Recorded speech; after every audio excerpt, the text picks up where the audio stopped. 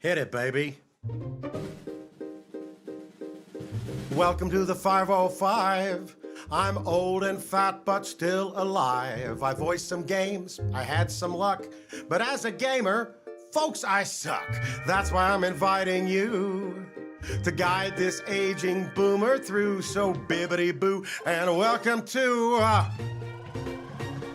Uncle G's Tea House. It's a you and me house. Drinks are always free house. A to be or not to be house of someone in a tree house. Captain Hook and Smee house. A Merry Melody house and episodes of Glee House. Who writes this shit? Uncle G's Tea House. Good evening, my nieces and nephews, belatedly. And welcome to Uncle G's Tea House. Ain't technology great? Tonight we celebrate National Superhero Day, which raises a very important question. At my age, am I a superhero or just a man in a tux, one pulled hamstring away from a cautionary tale? I mean, I make noises when I sit down. My lower back has a nemesis arc. If I tried to leap even a small building at a single bound, maybe I'd clear a decorative shrub. Still, I grew up loving superheroes. Riddle me this, my nieces and nephews. Is Avatar Aang a superhero? Think about it. I say absolutely. Bald kid, glider, elemental powers, saves the world. That checks out. I mean, if Batman qualifies with gadgets and unresolved trauma, I think Aang gets to join the club. And speaking of Batman, I was 6 years old in 1966 when Batman premiered on ABC. Now, you have to understand, there were no VCRs back then. There was no streaming. Television was an appointment with destiny. Now, Batman was a half-hour show, and it aired on 2 separate nights. Wednesday's show always ended with this gigantic cliffhanger, and Thursday's show resolved it. But here's my problem. Lost in Space was another show that I really loved, and it was an hour-long program, and it aired opposite Batman Thursday nights on CBS. Now, this left a mere child of 6 with a weekly and a terrible choice. Remember, kids, there were no VCRs. I usually chose Batman. Even at the tender age of 6, I preferred urban corruption and themed criminals to responsible space exploration. The older I get, the more it seems to me that we don't really understand superheroes. As kids, we think heroism means power, strength through utility belts. And at my age, a utility belt contains reading glasses and a backup phone charger. Maybe some gummies. Definitely some gummies. In real life, the people who save us rarely wear capes. Maybe some do. Honestly, I don't judge. But sometimes they wear a teacher's cardigan, or scrubs, or a wedding ring. Sometimes they answer the phone at 2 o'clock in the morning. Sometimes they stay. And staying is a vastly underrated superpower. When you think about it, superheroes do tend to ask us a fundamental and absolutely existential question. What do we owe each other? I'll go first. Mercy, responsibility, courage, and the decision to use what little power we might have for good. And that sounds suspiciously like Uncle Iroh. Maybe the superheroes are just philosophers with better branding. So tonight, we raise a glass to Superman and Spider-Man and Batman, who forced a 6-year-old me into a weekly moral crisis. And yes, to Avatar Aang.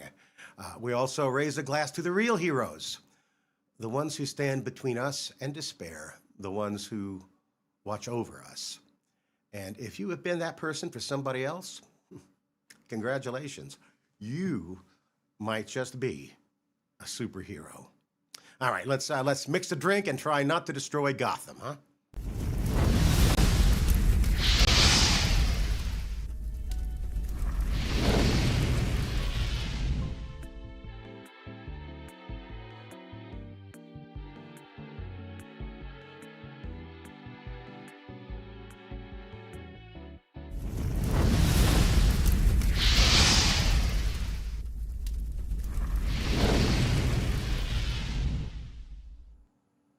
Now, before we mix tonight's cocktail, I need to say something about Batman. Now, for some of you, Batman is Christian Bale, growling through dental work. And for some of you, it's Michael Keaton. As a voice actor, Kevin Conroy is positively iconic, and I count myself most fortunate to have once met him. I actually did work with George Clooney for a whole week once, but honestly, I'm not sure his Batman counts. You know what I mean? For 6-year-old me, Adam West remains the once and future Batman. Neon colors, villains with a Disney-level commitment to theming. I mean, a man could be attacked by a vicious criminal dressed as an egg, and somehow it all made sense. As I said, I was but a wee lad when the show premiered. And Batman was not just content back then, it was an event. Like I said, Wednesday cliffhanger, Thursday salvation. Now, many, many years later, I was at an audition, and I came out of the recording booth just as Adam West, his own self, walked in. My 6-year-old heart did a backflip, and I did nothing. I did not approach him. I did not say thank you. I was shy or intimidated or an idiot, possibly all three, probably all three. But I've thought about that ever since, you know? Sometimes life gives you a fleeting moment, and if you don't step toward it, that moment becomes a ghost. Superheroes, they never hesitate, folks. They act, they move, even when they're afraid. And that, my friend, that's courage. Also, Batman wore gray tights, so let's not overthink this shit, huh? Still, if I could go back, I would most definitely shake Adam West's hand. I would tell him that his weekly exploits made a nerdy little kid in New Mexico very, very happy. Tonight we raise a glass to the people we've never properly thanked, and we remember that heroism often begins with embracing a moment before it passes. So, talk to the hero, say the thing, take the chance, order the fucking lobster. And in honor of Adam West, in honor of a 6-year-old me choosing Batman over Lost in Space, and in honor of every hero who ever made us feel just a little bit braver, let's summon the bat signal. Now the bat signal, very, very simple cocktail for the most part. What we're gonna do, we got your cocktail shaker here. We will, of course, fill that with ice. I like a lot of ice. We're gonna make it good and cold. We put the ice in. And listen, not a terribly complicated cocktail. I have not tried it. So, as always, this will be an experience for me, huh? So we're gonna take, again, this is my usual bourbon of choice. We're gonna start with 2 ounces of good whiskey. Oh, you can use bad whiskey, I don't judge. You guys, you know, you do what you want. But I prefer Maker's Mark as sort of my go-to. I am not paid by Maker's Mark, I just like Maker's Mark. And of course, when mixing a drink, Nostrovia, my friends. Ooh. Yeah, smooth. Now, I think it's not even 4:20 anymore, folks. Actually, I just now. You haven't even drank the drink yet. I know that was quite a show last week. You know, I honestly don't know how I survived it. Now, the recipe calls for coffee liqueur. This could be anything. You could use Kahlua, for example, would probably be the most obvious choice. I did have this Mr. Black cold brew coffee liqueur, and I like the fact Mr. Black. You know, it's kind of perfect for the show because it sort of sounds like a villain. So we're gonna add. Oh, if I can get the damn thing open. We're going to add 1 ounce of coffee liqueur. Boom, drop that bad boy in there. And just a few drops of bitters, you know? You got to always have a little bitter with the sweet. You know what I'm saying? Now, guess what we do? We're going to shake this thing so hard.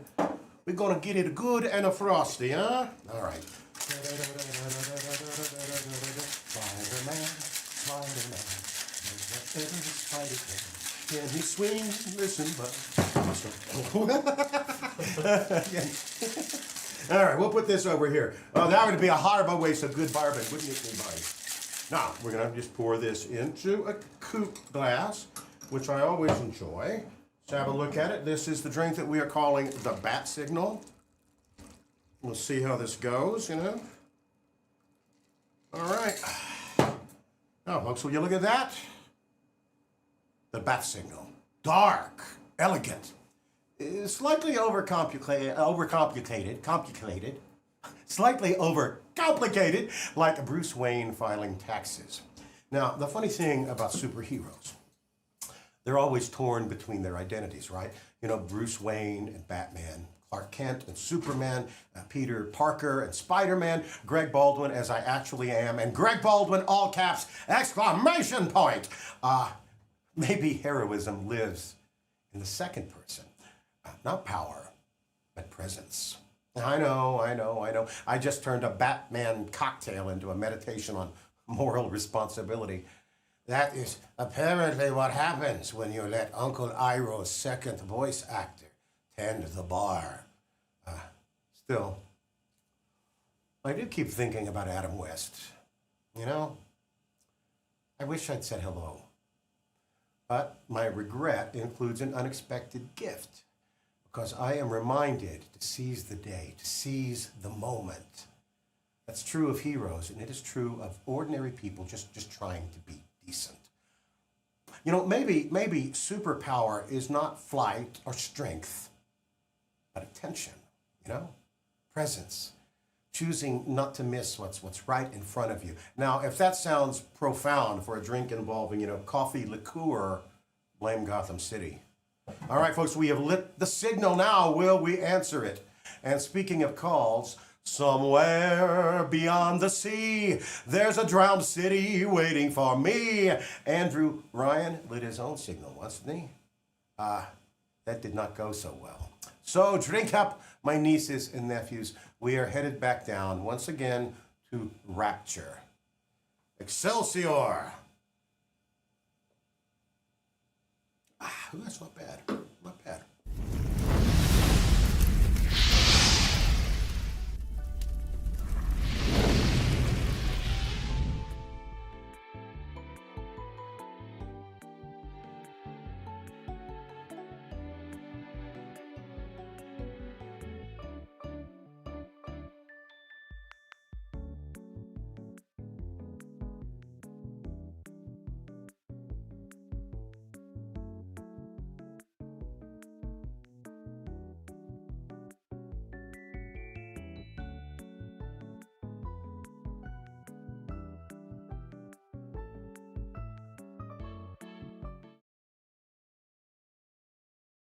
Oh, I'm back. I'm back. I'm back. Hello, my nieces and nephews. Welcome back. I think my gameplay might be a little better tonight than it was last week. But seriously, I'm not making any guarantees to any of you. I would like to definitely think we had just a slew of new subscribers who subscribed to the channel when we were in Tampa last week. Thank you guys all so much. Very much appreciated. And I can thank you now. Here we go. From the Tampa show, we got Munsa 1864. W. Wordy, 677. Anglict. Executioner, 1221. Iantastic. Donut Reaper, 123. Oh, I like that one. Chill, I'm not fast. Lizzie B, 0092. John Psycho. No Mo. Mad Clown, RHIP. Captain Falcon, 12. MS Pink Ranger. Karul Zuki 777, Mikochu 45, Ironside 136, Regulo Cruz 21, Breach 1221, Kyle Ramen 56, and DJ Moore 90. Thank you guys so much. It means so much that you guys support the show and that you come out to the conventions and see me. We're going to be in El Paso. I'll mention that again at the end of the show. But we will be in El Paso this weekend. And if you come up to my table, if you happen to attend the convention in El Paso, then come up to my table. We have the barcode up there so you can scan. Subscribe to the channel, and you, my friends, will get a free selfie with a fat old man. Though why anyone would want a free selfie with a fat old man still continually amazes me. Speaking of a fat old man trying to look young, this is a new toupee. I just got it last week. What do you guys think in the chat? How does it look? Oh! All right. I gotta tell you something about this song, this particular song. I was in all we Baldwins have very unusual senses of humor. I was in Brooklyn visiting my son, and we were at a bar somewhere. I think on the I think we were on the Upper West Side. I forget. And they had a jukebox there, and my son, who has quite a sense of humor, played nothing but the Six Flags song. He played it like 20 times in a row, and the bartender, I am not kidding, he was like, "Who played this song?" My son said, "It was me." He said, "You know what? If I hear that song one more time, I'm throwing your ass out of the bar." That is what we Baldwins do. If you happen to be in a New York area bar and you hear the Six Flags theme played multiple times, chances are good that my son is nearby. And I'm very excited. We're going to be, again, I'll remind you guys later, we won't be here next week. I am going to be going to Brooklyn with my wife to visit my son, and my daughter and son-in-law from California are going to join us there. So we are going to have a wonderful time in New York. I always love going to New York City.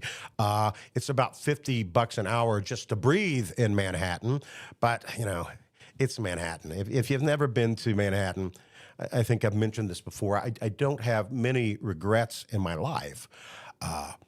But I do regret never living in New York City. I wish I had lived there when I was young, because I think the problem with New York City, especially with Manhattan, is you have to be either young or rich to live there. And I am neither young nor rich, although I do look very elegant in a tuxedo, but that will not pay the rent in a Manhattan apartment. Anyway, I'm excited about going there. I hope everybody had a good week. I had an excellent week. I said we went to El Paso. I sobered up from the 420 show, reasonably, sobered up. Here is wisdom, my nieces and nephews. This is true. This is real wisdom. In all things, moderation, including moderation. I think that is wise words to live by. I've always found that it's good to be moderate. Moderation's good up to a point, but sometimes you just got to blow it out. Sometimes you got to play Six Flags 20 times. You got to go to New York, even if New York City is incredibly expensive, but you gotta go. I will say the thing about New York, and I would love to go back to the New York City Comic-Con, but the thing about the New York City Comic-Con is this. First of all, I think it's undoubtedly one of the biggest Comic-Cons in the world. I think it might be second to San Diego. It might even surpass San Diego. I'm not certain. But the thing is, if any of you guys have ever been to a fan convention, right, it's very much a sensory overload sort of experience, right? So you go to the New York City Comic-Con, which is not just any Comic-Con, but this huge Comic-Con. And then you're finally done with the day. You're done at the table. You go, all right, you walk outside. You're in Midtown Manhattan, which has its own set of, sensory overload. So when we get home, I always, I say to Melissa, I said, you know what?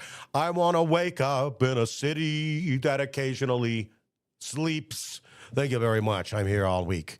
Well, I'm here. A new sub. All right, we have a very special new sub tonight. A very, very special sub. I would like to welcome Melissa Gay 505 to the channel. I've been familiar with Melissa Gay for some time. She's my wife. She's my wife. She's subscribed to the channel. It's so weird because she's literally just in the house watching the show, and I'm out here with Matt doing the show. So it's kind of, but Melissa, I thank you very much. I thank you for subscribing to the channel. And I would be remiss if I did not thank my lovely wife for everything. I literally would not be sitting in this odd little karaoke bar / soundstage that we built were it not for my beloved wife, my beloved companion. I have been so fortunate in my life. I mean, seriously, sometimes, guys, I think I'm just going to get hit by a bus. No one should have my life. I had loving parents who supported me in every way. I met the love of my life when I was merely 19 years old, and here I am, 65 now, and we are still as together as ever. I've got to have this wonderful, wonderful relationship with fans. I got to play this wonderful part that means so much to millions of people, and thank you. Thank all of you. Thank you to Melissa. Thanks to you guys out there. And I say this truly when someone says, oh, Mr. Baldwin, you made my childhood. Well, you guys are making my old age. This is a fantastic, wonderful, what do we have here? All right, new subs. The Wolf Who Loves You resubbed with this message. Happy second month of getting to know you as a person and as a very humble human being. Humble? And you know what? I try to be. All right, but here is the thing, my friends. I'm going to tell you guys a very, very important truth about actors. Actors are all narcissists, including me. I am a narcissist. I love you too, Firefeathers13. I myself, am a narcissist. Narcissism, certainly it has bad overtones, but I think when you go into acting, it is a necessary job, prerequisite, I guess, prerequisite.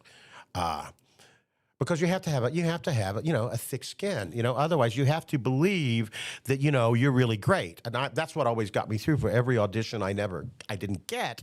Rather than going, oh no, this is on me, I'm terrible, I'm a terrible actor, I would always instead, and I think it's healthier, is, you guys don't know what you're missing. I'm the best actor in the world, which I'm not, but it's helpful as a defense mechanism in my profession to do just that. So I have no idea why I started down that road, and yet I did, talking about acting. And it's because the person who resubscribed to you, they're very humble. Oh, that's right. Thank you, Matt. Yes, bringing me back to my point about all actors being narcissists. And here's the deal, guys. If an actor tells you, oh, no, that's not true, all actors are not narcissists, they're lying to you. And here's the thing.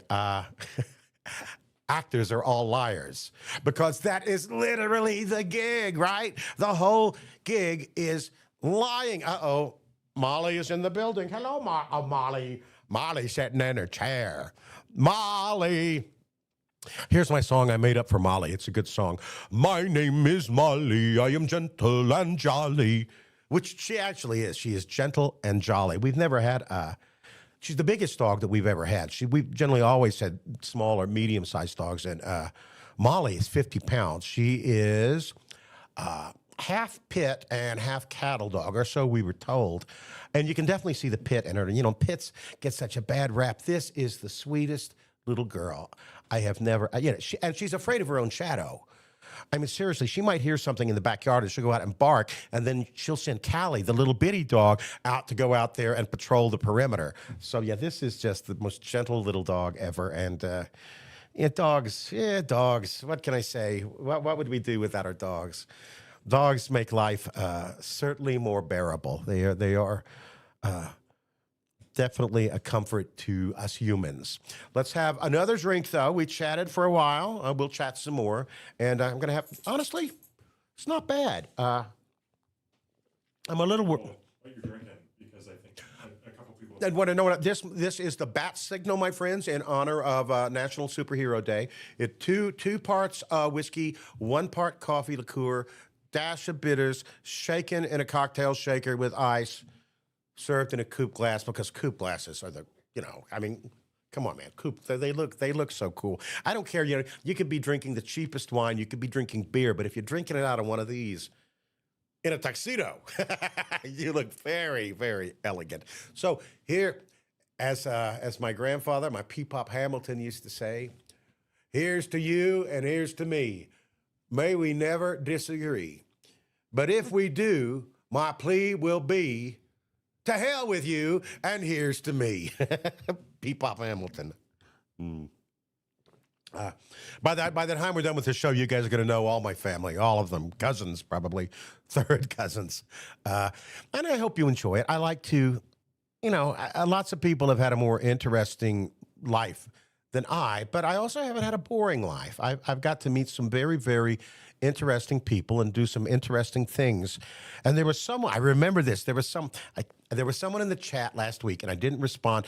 I was talking about musicals, as I frequently do, and they had asked me if I was familiar with the musical The Mystery of Edwin Drood. Not only am I familiar with The Mystery of Edwin Drood, the musical, but I was in The Mystery of Edwin Drood, the musical. I played Durdles. He was a town drunk, His dad was always drinking, And anyway, and I don't know, it's a very interesting musical because the audience gets to participate. Now, The Mystery of Edwin Drood was the last novel ever written by Charles Dickens, and sadly he passed away before it was finished. So it's always been a huge mystery because it's a mystery. It's a mystery. You want to know who actually did the murder, it's a murder mystery. And but you don't know because Dickens died, and people have thought about who the murderer might be. But this musical is brilliant. Oddly enough, written by the same guy that wrote Do You Like Pina Coladas? I kid you not. He wrote the musical The Mystery of Edwin Drood. And here's the thing. During the intermission, the audience gets to actually vote on who they think the murderer is. And because I played Durdles the drunk, I was not up there with being, and the murderer got a special song and everything. There were like 9 different possible endings. And I knew that they would never choose me because I wasn't logical to perform the murder because I was just this happy drunk, wandering around the stage.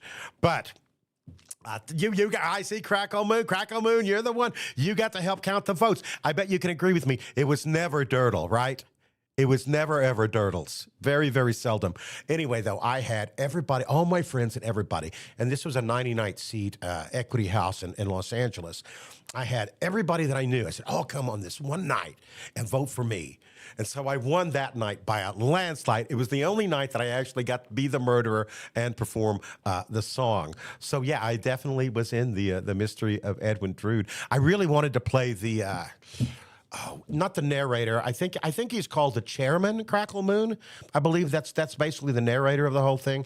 And I really wanted that part, but in retrospect, I was really glad I didn't get that part because, frankly, it was a lot of lines. And the last time I was on stage, that is the one thing. It's also where I use a teleprompter. Man, lines can be a bitch the older you get. They can be difficult. All right. Shall we play a little Rapture? I cannot. Hold on. I need to steel my nerves for this. And also, thank you guys. And also, one more thing. I think I like talking to you guys better than I do playing the game. And we may adjust all that here in the future. You're adjusting the format and all. And again, it happened again. Off it goes. I talk so much sometimes I just forget what I'm saying. I don't think it's age. I think I just use many words. I use lots of words. Talking to people at the any hits tonight, Uncle G? Well, no. I have not had any hits tonight. Late 420. And that's too long.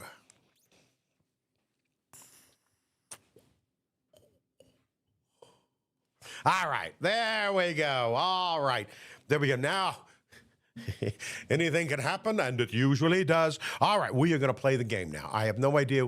I was at the Gatherer's Garden, and I believe I had a really cool Frozen Power, which I would like to. All right, let's go back.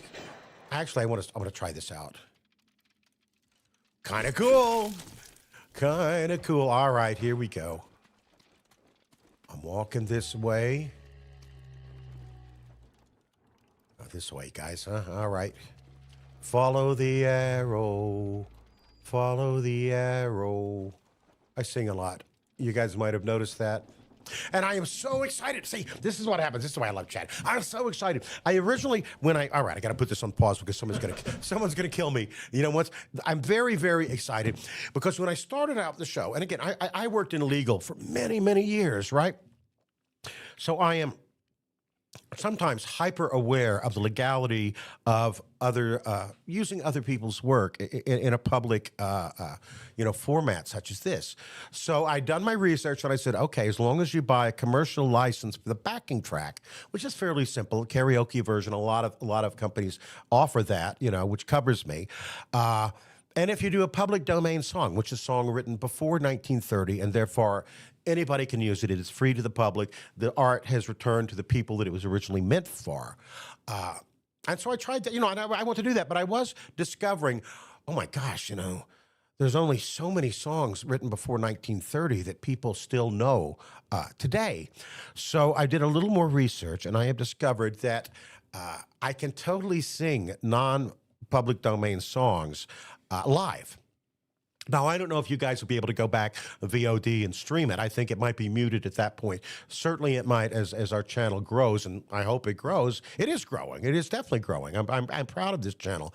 But the fact that I'm suddenly going, oh my gosh, there's a whole new world open to me of songs that I can share with you. And I love singing. I love to sing. That's why we have a karaoke bar. So, and added bonus this July, not only will my nephew Dante be here in Albuquerque, and I hope to actually get him on here and chat with him, and maybe he could do, I don't know if Dante sings, but I bet he would do some of his poetry, some of his street poetry for us.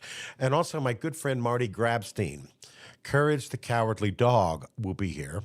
And undoubtedly, Marty will be joining me for some karaoke in this very bar, and I don't want to get you guys too excited, but until you have seen Courage the Cowardly Dog and Uncle Iroh perform Defying Gravity, you have really not seen the song at all. And I'm pretty sure if I could twist Marty's arm, funny story about Marty and I, because Marty and I love to sing together, you know, and Marty has a beautiful voice. And last year we were at the San Diego Comic-Con. And I don't know if you guys have ever been to the San Diego Comic-Con, but it is extremely, I mean, honestly, tells you I used to love my son and I, Cooper, used to go to the San Diego Comic-Con back in the days when you could show up the day of and actually get into the San Diego Comic-Con. Now, these days, you can't even get a hotel room in San Diego 6 months out. So what my management company, the company that represents me and Marty and other people, Celebworks, what they would generally do, and we would do it every year, there was this really cool old giant Airbnb that the company would rent for all of the talent that was with them. It was in an old post office, really cool. So lots of bedrooms. And last year, I brought along my portable karaoke unit. And everyone, I have to say, everyone at Celebworks, really, we had a great time singing karaoke. Up until, I think at 2 a.m., and bear in mind, this is San Diego Comic-Con. This is a huge deal. This isn't just any Comic-Con. This is a big deal. I don't think they appreciated Marty and I singing Sweeney Todd at 2 a.m. in the morning. I will say this. We sang it well, baby.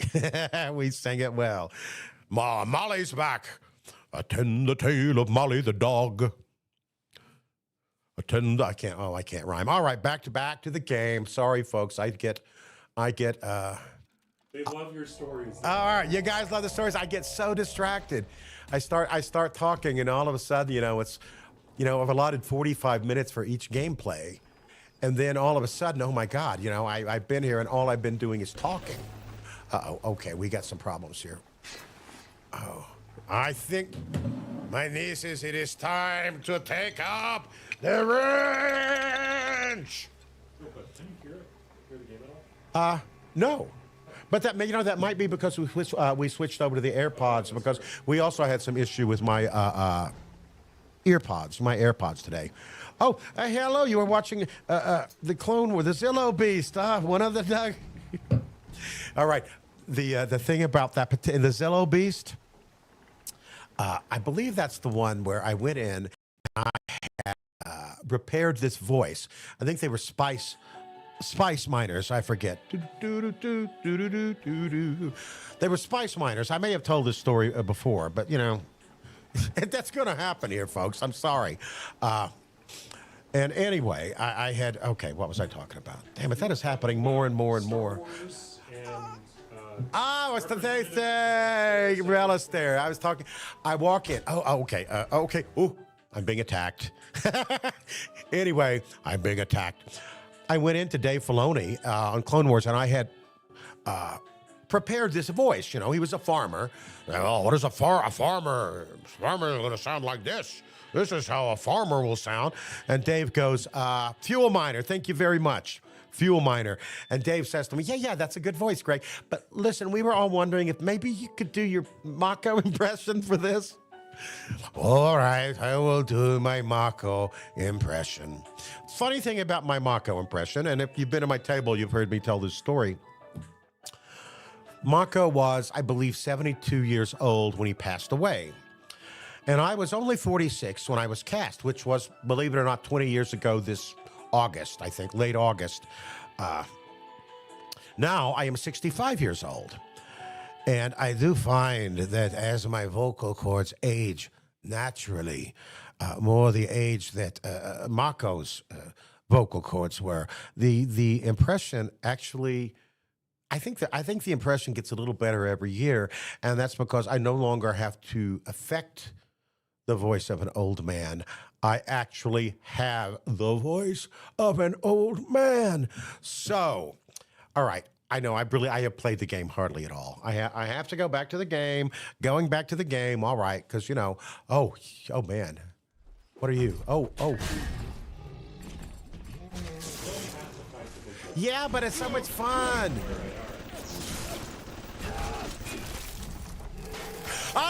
that was cool. Shatter Emily's quickly. Shatter Emily. Oh, he was running from me. Oh, buddy, you want a piece of this? Ah, yeah, come on.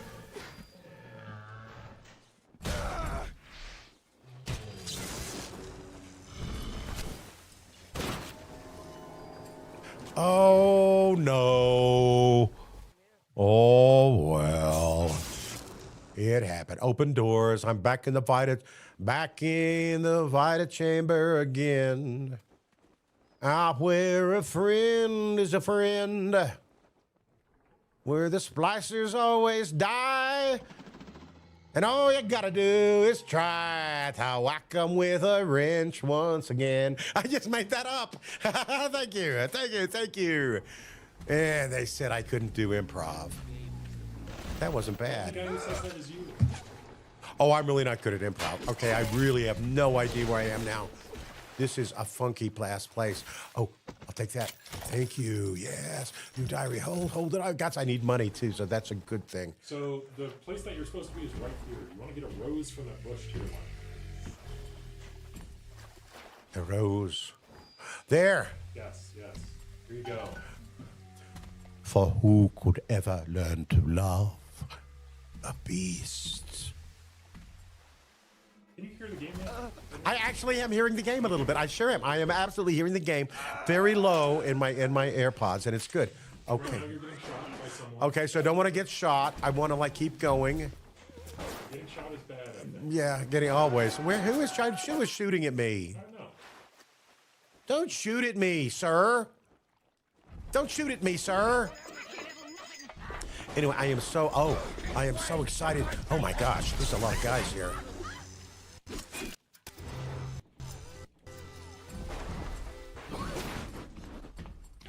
Oh, did I shatter him? I think I shattered him. Oh, yeah, there. Oh, you're just nobody here. Who is that? All right. Yeah, you don't like that. Oh. All right, come on. Somebody's still shooting at me. Are you behind me? Motherfucker.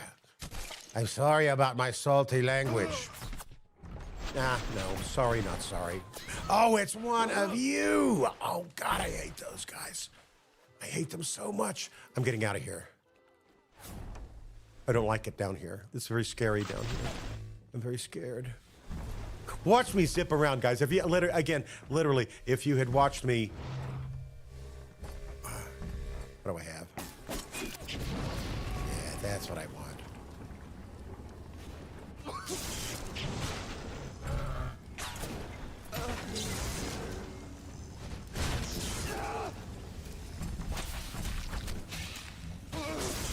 Pull out your wrench.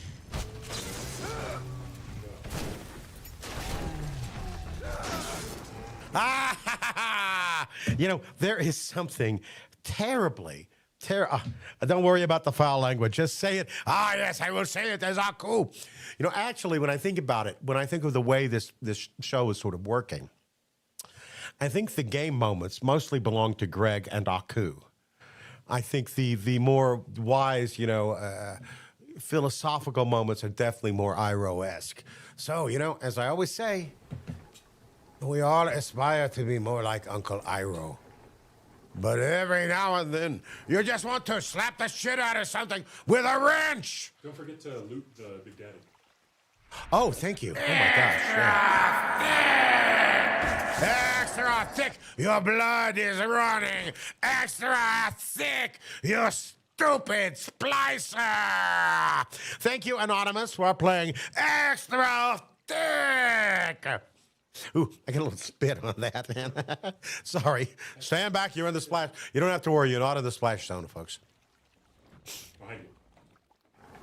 Thank you, Matt. Whatever would I do without you? It would be a much more boring show for everybody. And behind you again. Sorry. The giant burned corpse of the Big Daddy. Oh, thank you. Yeah. $57. Oh, and I need some money. I absolutely need money. Don't we all? Just give me money. That's what I want. That's what I want. Fun fact, ladies and gentlemen, I was 4 years old. I remember the Beatles on one of my earliest memories, the Beatles on Ed Sullivan. And I remember it because it was a big freaking deal. I remember that the whole family was gathered to watch it.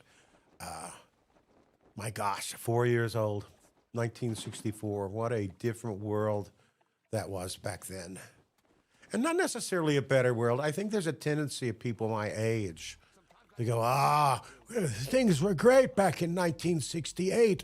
Things were not great back in 1968. RFK was killed. Martin Luther King was killed. Vietnam was at its height. The Democratic Convention exploded in violence. So, whenever, things today are pretty severe. I'm not going to lie. Things are definitely that level. But I remember at the time, people were going, oh man, the country cannot survive this. But if you need a little hope tonight, guys, the country did survive that. And maybe we'll survive. You know what? So I can just let him go, or I can just kill him.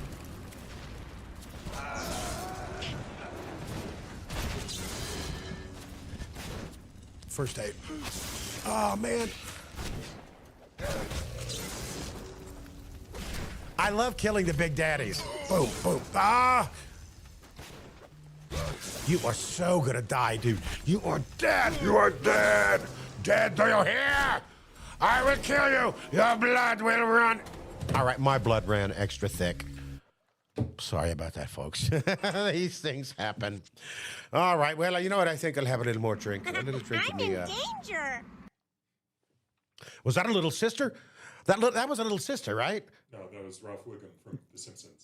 From The Simpsons. It sounded like Toph. I haven't seen Michaela in a while, and I think we said I will see her. Here's one of those things where I'm not sure what I can talk about. I think I have been advertised for a show coming up in New York State. It was Gray. It was Gray. Of course, it was Gray. I love Gray in Invincible.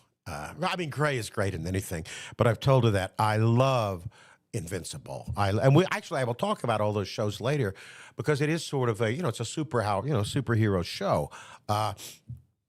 Yes, it's announced. It is announced. Thank you, Lauren. Yes, at White Plains, White Plains, New York, in the Hudson Valley, up there, which I'm very excited about.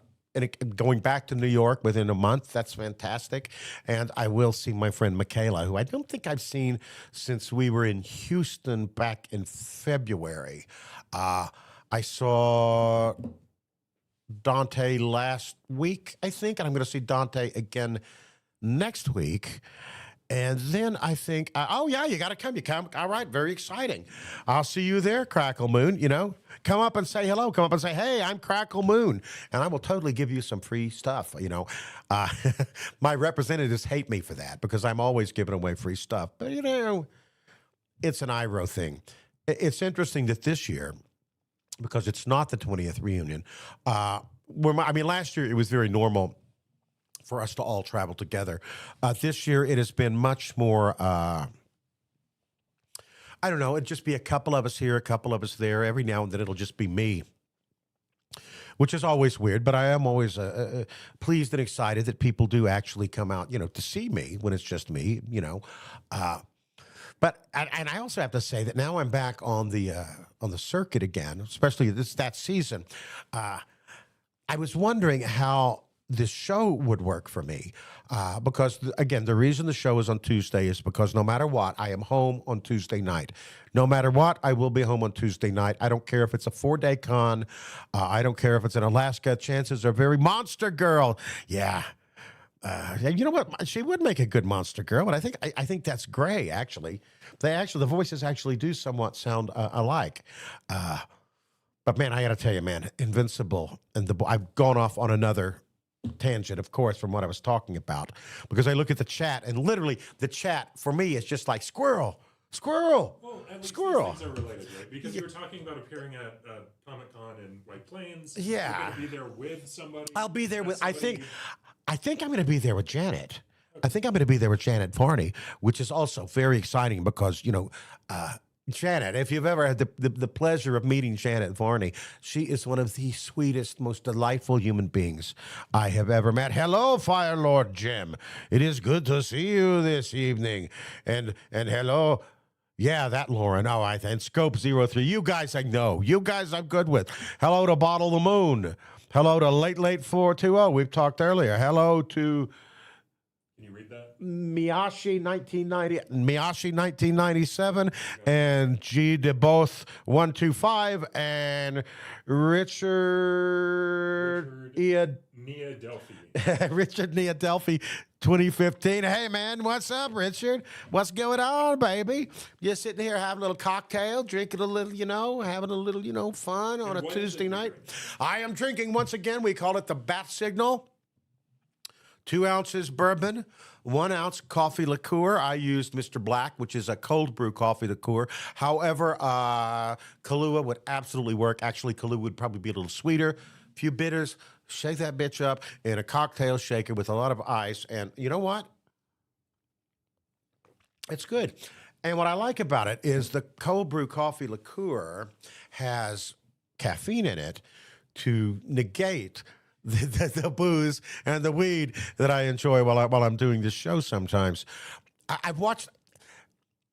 I'm not sure if elevating myself a little bit is good for the show or bad for the show. I might stumble over the words a little bit, but when I'm a little elevated, I kind of get into saying the words and the songs a little bit. So, I'm not sure. Who I knows? think it helps a little bit for the chat section. I think so too. But, like it's a trade-off, right? Like it comes at the cost of you play the game less, you talk to the chat more.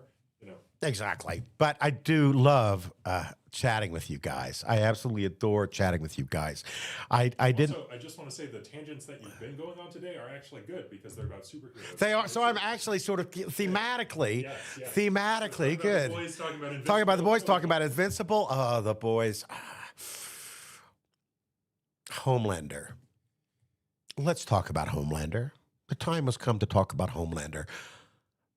That, and I think Andrew Starr. I have met a lot of the cast of especially Laz, Mother's Milk. I met. I love those guys. I think I've met. I forget who all I've met. I met Frenchie and Kamiko. I think I met Kamiko too. I have not met Homelander. I have not met Billy Butcher, and I haven't met Jack Quaid. Fun fact, though, about Jack Quaid. Jack Quaid is the son of Dennis Quaid. Dennis Quaid is a graduate of the University of Houston Theater Department, as am I. So 6 degrees of separation. I would love to meet Jack Quaid, actually, and just say, but Homelander. Honestly, I think that is the most terrifying villain I have ever seen portrayed on screen. And not just terrifying, because, obviously, this, as the boys, clearly you look at it, and, oh, my, I see what they're doing. This is actually, that's the way it's so brilliant. It's actually not a superhero, it's a satire. Literally, the show is satirizing our world in which we live. But I just love it, man. And I don't know. There was, I think it was Superhero Con, or there was some con in the show. This was like in the 2nd season, I think. You guys have watched the show. There was one scene, man, that was the most foul thing I have ever seen depicted on screen. It was just awful, but also it was very funny. And I think there was a time they were inside of the whale, or I forget what happened. I've said this before. There aren't many, we have a big TV in our front room and a big window in our front room. So people that walk on the street could actually see the TV. I got to close the windows when I watch Invincible or The Boys. And I have to say, I think this is The Boys' last season. I am really going to be sorry to see The Boys go.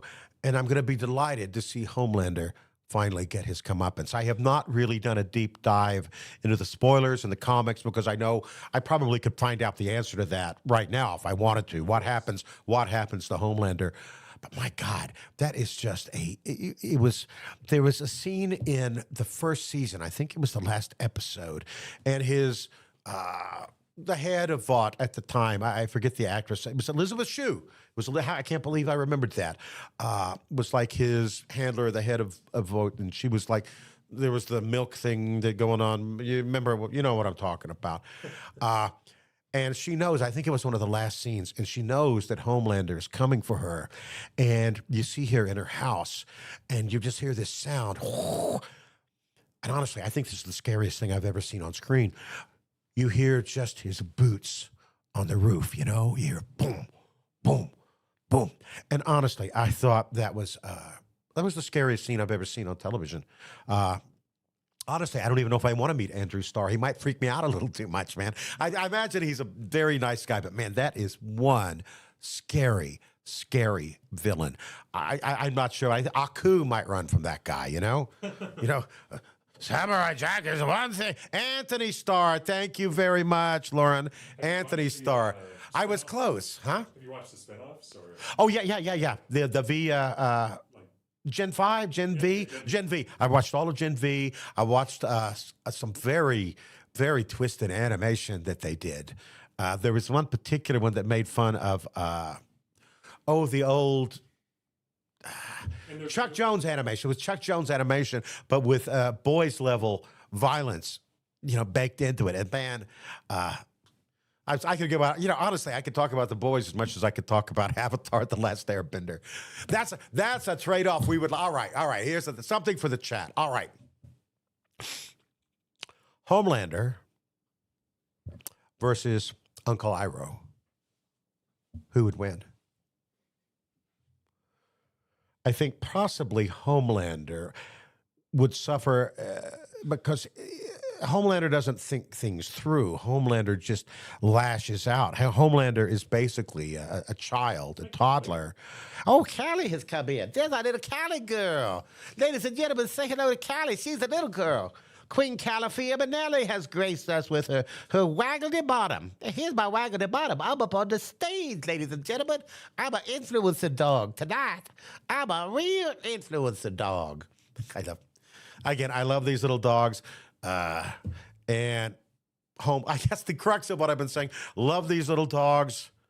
Homelander scares the hell out of me. All right, I'm gonna play a little more, and then we'll have our musical interlude here shortly.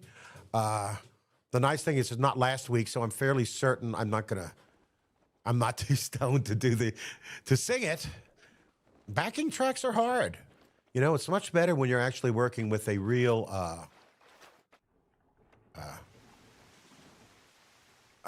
it's like, what am I hearing? I was like, what am I hearing? Are you hearing? I'm hearing the water.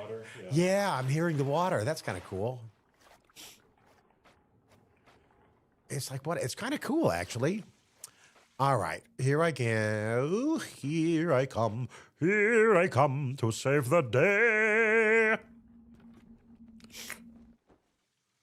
I don't really remember. I mean, Batman was the superhero I remember from when I was a kid. There weren't a lot of superhero cartoons when I was a kid. Superman? Yeah, what? I don't really remember. I remember comic books. I don't remember a lot of animated content. From my very, very youngest memories, I remember Bullwinkle. I remember things like Top Cat, Huckleberry Hound, which are probably, you have no idea what I'm talking about, probably. These are old animation.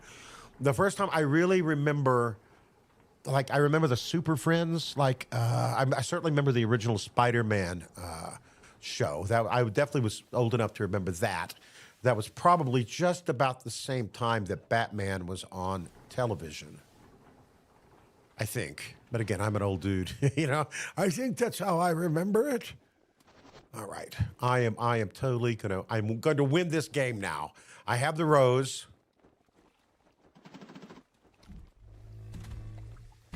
Oh, all right. I can just go past him, right? Yep. Yeah, I think I am. I think I've killed enough. I have killed enough for one day. His health is pretty low, though. Not anymore, baby. No, I mean the Big Daddy. Oh, the Big Daddy? Oh, well, let's take him out.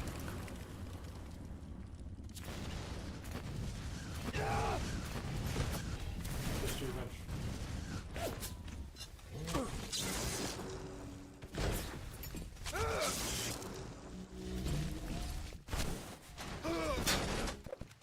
I think I might have got him. I got him! All right, that is awesome. $51, ladies and gentlemen.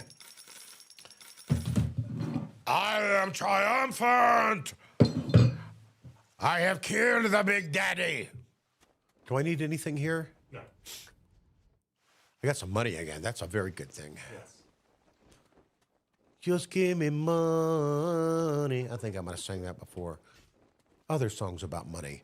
Money makes the world go round, the world go round, the world go round. What is that? Money makes the world go round, that clinking, clanking sound can make the world go round. Money, money, money, money, money, money, money, money, money, money, money, money. If you happen to be rich and alone and you need a companion, you can pay for a gay escapade. All right, enough. Enough of that. Oh, yes, I did indeed meet Mako's daughter and grandson. Cabaret has been mentioned. Vilka, Cabaret, folks, let me tell you something. I don't know if you're familiar with Cabaret, Cantor and Ebb musical, wonderful musical. My favorite version of Cabaret. All right, I'll tell you guys a funny story, and then we can move on.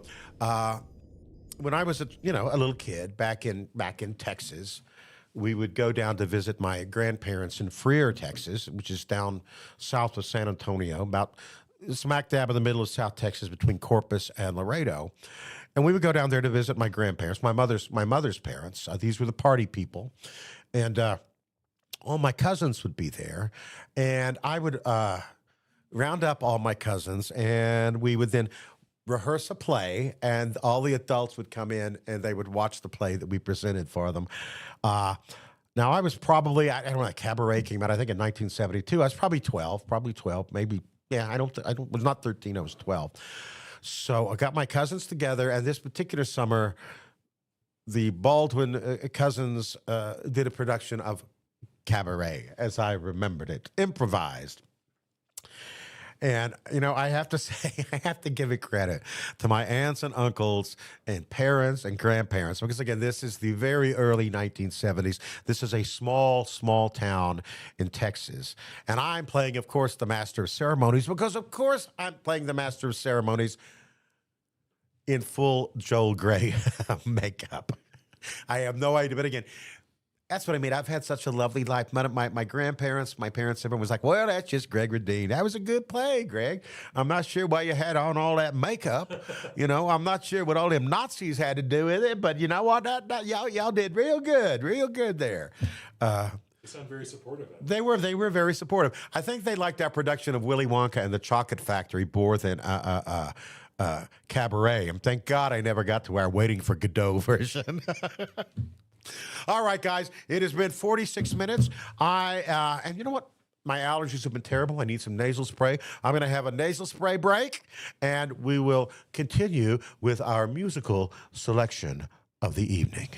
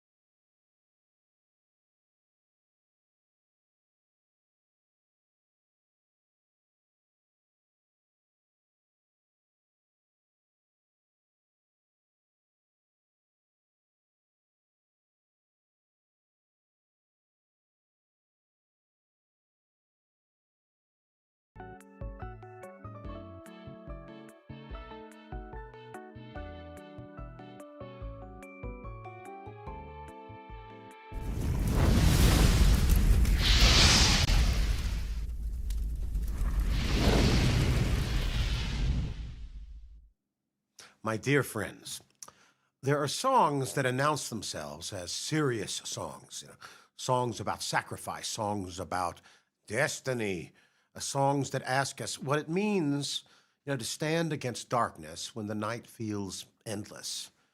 Now, when I think about superheroes, I don't think about that. I think about courage, and I think about justice, and I think about the lonely burden of choosing what's right, even when it comes at a cost.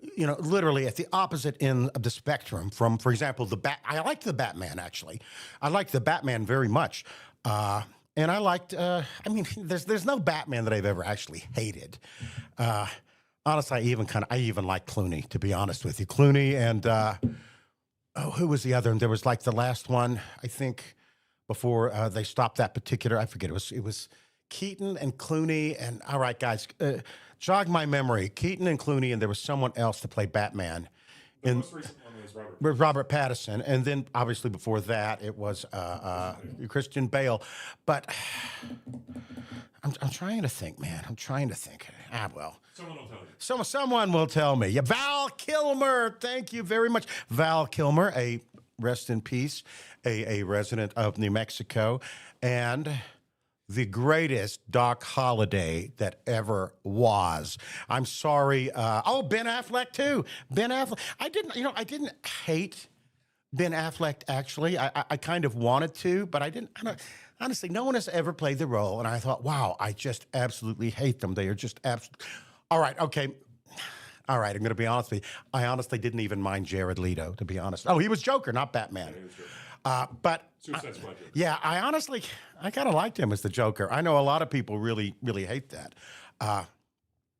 I will say, if I could, the Penguin. Oh my gosh, the Penguin! That was a wonderful series. Honestly, one of the best realizations I've seen of that particular world. And honestly, if I could voice I'm not going to be Batman, but if I could voice a villain, because the Batman villains, that's where all the fun is. I think the Penguin. I think not only could I voice the Penguin, but obviously, look at how I'm dressed. Of course, I'm doing the Burgess Meredith. Batman with a cigarette holder. Batman. No,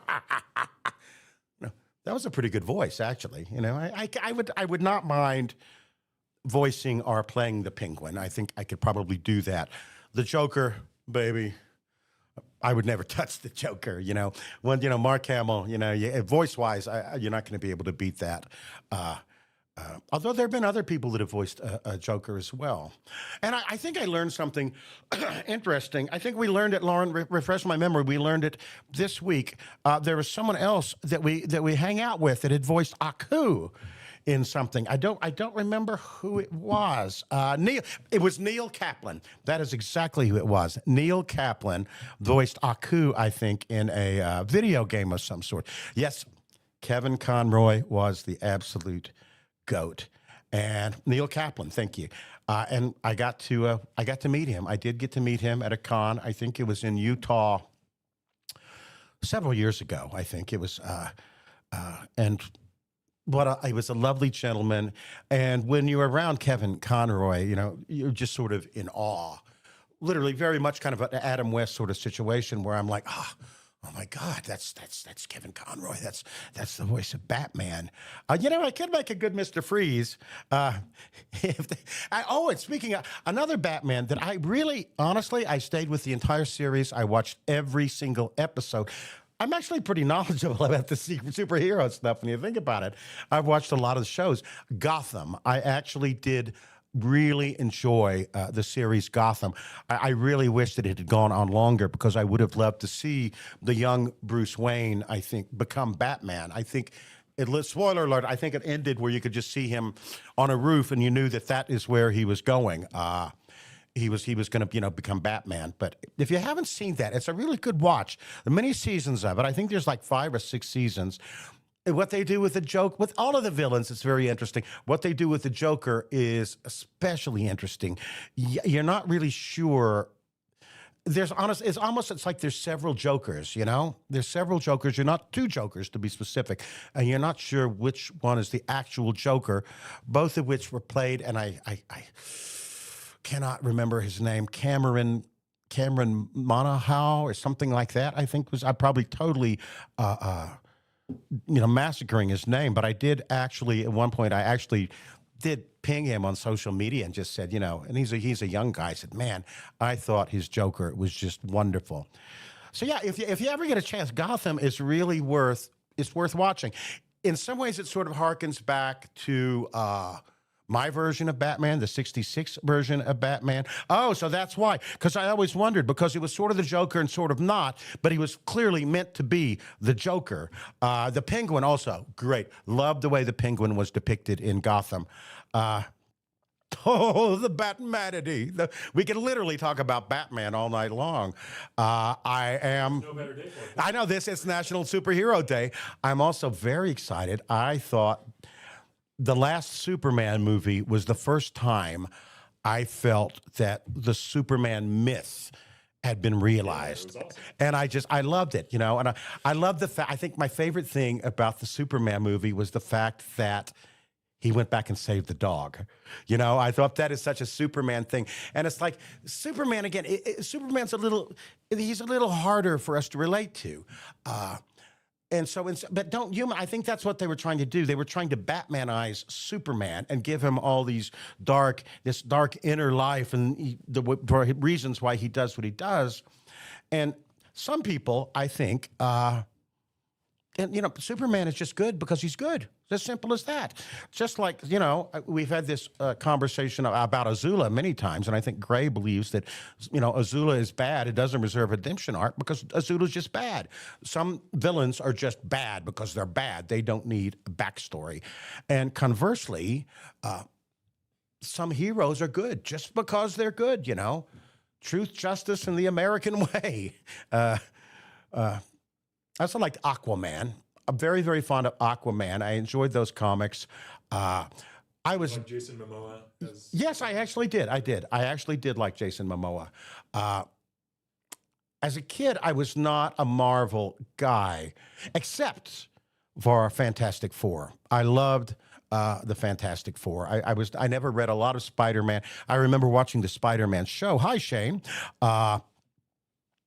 Yeah, it was great when he saved the squirrel. But that was just such a Superman thing to do.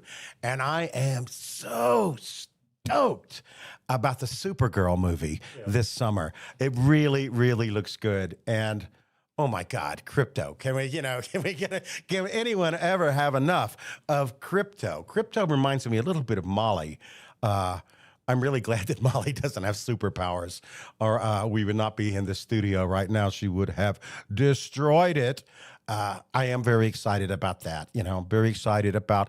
I never saw Howard the Duck. Did anybody ever see Howard the Duck? I think it was supposed to have been. I think it was a Lucasfilm. It was back in the '80s. They reference it in the MCU. In the MCU. But, yeah. But Now, interestingly, and I think. like in the Guardians of the Galaxy movie. Hello, Nicholas. How are you? The Max Fleischer Superman cartoons. Ironically, just the other night on YouTube, because I was thinking, obviously, I've been thinking about superheroes. I watched the Max Fleischer Superman cartoons. Wonderful, and they're in that old style, that old heroic style, I guess you would say. Really, really quite lovely. I really. Yeah. Also, yes, it did imply human on duck person sex in it. It did in Howard the Duck. But fun fact, I did work. When I talk about my screen credits life, my time in the paralegal profession for studios in Los Angeles, I was the screen credits administrator for Marvel Studios for all of the films from Iron Man 3 all the way up to Ant-Man. So, if you watch those movies, any of those movies, I will have been the one that actually approved and prepared the document and proofed. I was like the final say on the screen credits for those Marvel movies. And I got to tell you something, man. Those Marvel movies for a credits administrator, they were rough, baby. They were like, I never could get a complete count. I think my closest approximation was like maybe 10,000 names in a Marvel movie. I mean, there were so many. And I will say, I kid Marvel a lot. But I'll tell you some fun things about Marvel. Number one, it's a much smaller company than you thought. Security was extremely tight in the building. And there were a couple of things that I thought about Marvel were really delightful. Again, I was just a lowly paralegal, a screen credits administrator. But before I would put out a draft of the main titles for any given film, I would actually go and get to sit in Kevin Feige's office with Lou Desposito, and these were the heads of the studio, man. This was like in Disney being called into Michael Eisner's office or Bob Iger's office or whoever's running it now.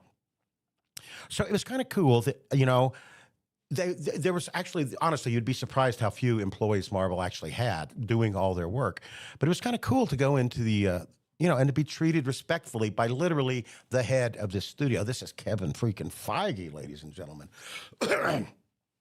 So that was cool. And the other really, really cool thing that Marvel did for their employees is at Disney and the other studios I worked, if you worked on the film, you usually would be invited to the cast and crew screening.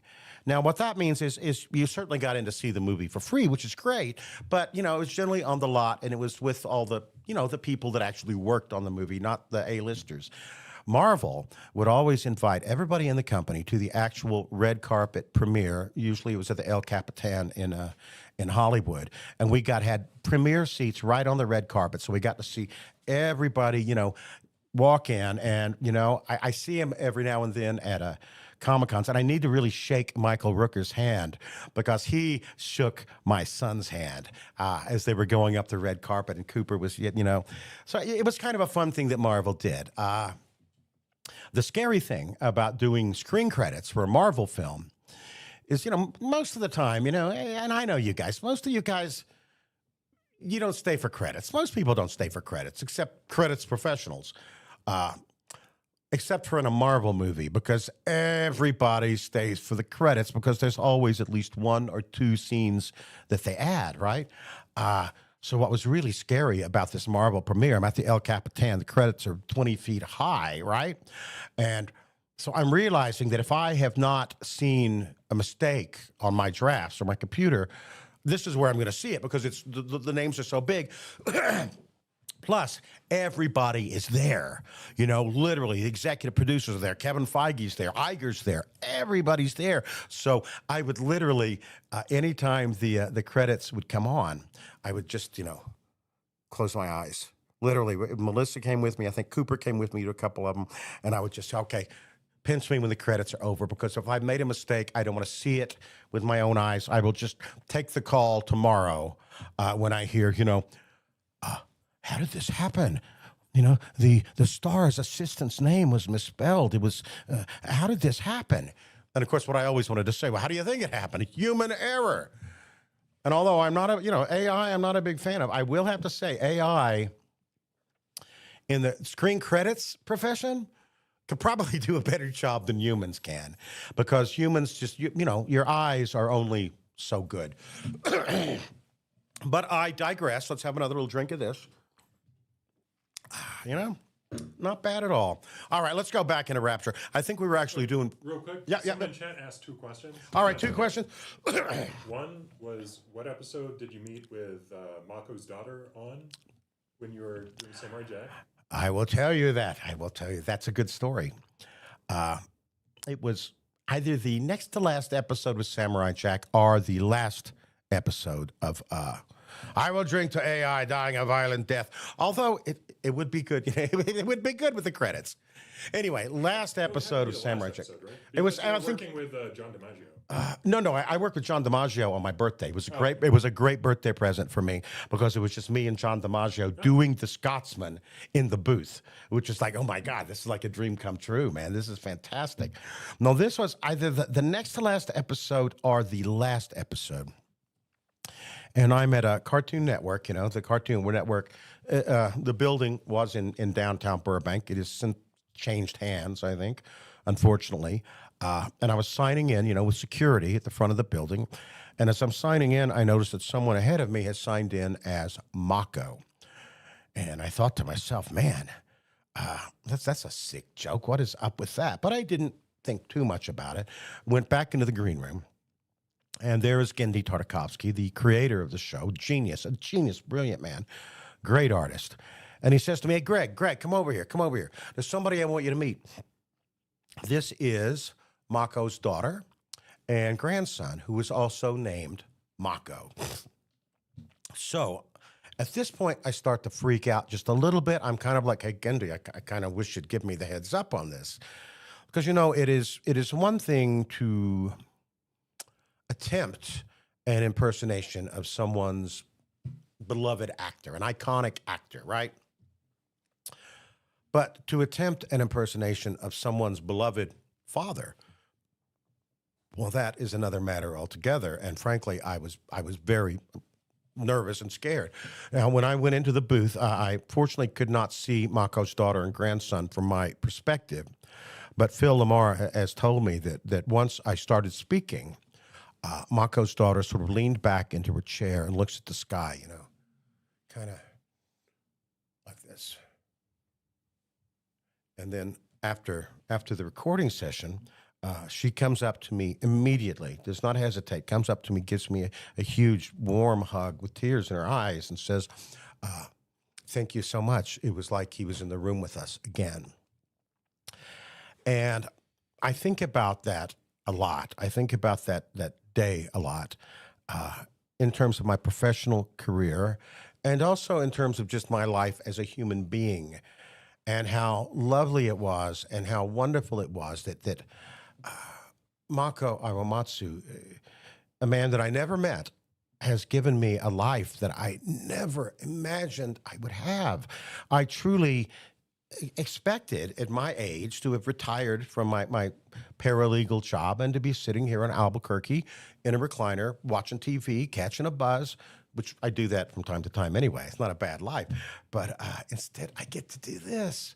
I get to talk to you good people, on a chat. I get to meet you good people at fan conventions. I get to jet about and live this life that I never imagined I would get to live at this juncture in my life, in my twilight years.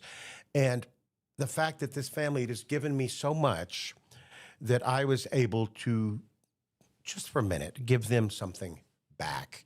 It's truly one of the proudest moments of my professional or my private life, frankly. Because I remember at the time thinking, and we'll talk about my father more when we get to Father's Day. We're going to be talking about my mother a lot in a couple of weeks, so I promise you that.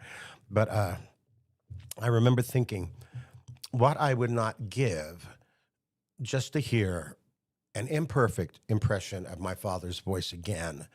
And if I was able to give Mako's daughter and grandson just a microsecond where it felt like he was alive again and with them again and with them in the room again, man, that's, again, I'm going to get hit by a bus. I should not have such a charmed life, seriously. And honestly, I'm not even that great of a person. You guys, oh, Craig, you're so humble, you're so nice. Yeah, I go both ways. You said before that Uncle Iroh being in your life has helped you become a better. Absolutely. And I would say at this point in my life, I'm probably about 75% Iroh and 25% Aku. So at least I'm getting my percentages down, at least I'm down. And, some days it's good to be Aku. We all aspire to be Uncle Iroh. But when there's a wrench in your hand, you want to kill some splicers. Oh, this looks like something I should check out. Yeah. Oh, I should send the rose. Yeah. For who could ever learn to love a beast? Okay. Oh, and you know what? It's cool that I can hear them now. That's actually kind of good. Yeah. These AirPods are a little looser in my ears, but the sound is better. Good. Oh, there's stuff in here. Oh, lots of stuff in here. Good stuff. Power up. You betcha. Okay. Let me see. What do you think I should get, Matt? What, ladies and gentlemen, Matt, come into frame, Matt. Let everybody see you. Come into frame, ladies and gentlemen, Matt. Hi. This is Matt. I could not do the show with Matt. Matt lives across the street, is my neighbor, and has just been invaluable. I could not do the show without him. To have somebody in the room with me who can help me out with the chat and help me out with the gaming, and not to mention all the technical aspects between Matt here with me and Lauren and Jake in Florida. We got a great team going here, folks. And the show is growing. Slowly, we are growing. I would like it to grow. Yeah, we'll smoke. Yeah, no, wait. Honestly, we all used to smoke. That's something that if you guys literally travel back in time, even to as late as 1990, it would probably amaze you that smoking was literally just so widespread. Now it's very, very normal. You know, it's very rare. As somebody who was born in the 90s, it's crazy to think that you be able to smoke on airplanes. Oh, you can smoke on an airplane. And that's when I'm on an airplane and I see that, oh, they still have the little ashtray. Oh, shit, this is an old airplane, man. I need, can you guys maybe possibly buy some new airplanes? I'm just saying. Yes, you're kind of my Alfred. Can you do a British accent, Matt? Not a very good one. Oh, I'll teach you one, man. I'll teach you one. The easiest accent in the world. Anything I should get here? Anything I can get there. You just got to follow the arrow. Follow anything there. Oh, I already searched that. Already sent the rose. I think, am I getting close to getting out of this cuss? Oh, chlorophyll. Anything else in here? All right. Anything in this damn place those pagans won't steal? Paper towels, ink pots, Witch hazel, chlorophyll solution. Back issues of National Geographic. They're feathering their disgusting I am enjoying this very much because I'm actually getting to hear the voice work on it from some of the other actors. And yeah, man, I got to tell you, BioShock, 20 years later, still rocks. I think probably if this is 2026, and I recorded BioShock literally in sort of the first blush of me being cast as Iroh. So honestly, I think I recorded BioShock in early December of 2006. I could be wrong. I'm not sure when the game came out, but that seems like a pretty good time frame. I remember it was a very, very grueling session because they book you in 3-hour sessions, and they booked me for 2 sessions, with a slight break in between, so for 6 hours. And as I've talked about this, voice acting for an animated show, it's pretty easy. It's not, people are like, oh, does it hurt your voice to do that? No, not really for animated. For a video game, try being burned alive, 10 times. That hurts your voice. And BioShock was one of those, I do remember just being exhausted when I got back, just exhausted. There's a lot more stuff here. Hold the diary, hold the diary. Any plants here? Plants any good for me? Do you want to hear the diary? Yeah, how do I hear the diary? Hold down X. Who says you can't teach an old hound new tricks? This batty plant woman spends 4 years coming up with ways to defoliate trees in the Pacific to scare out the Japs, and now here I am, down at the Atlantic, trying to figure out how to do the same thing in in reverse. Adam. It's bathtub Jim times the atom bomb times Eve with the serpent. Let's go see what it can do. Okay, I'm really glad. I am really glad. Skyrim, I'm not even sure who. I'm in Skyrim, but I have no idea. People have asked me who did I play voice in Skyrim. I can't remember. I know I'm in the game. I must have done something. You're one of the various voices. Yeah, I think I was just a various voice. Same with Assassin's Creed 2. Assassin's Creed 2, I literally was just additional voices running around, oh my God, someone's been killed.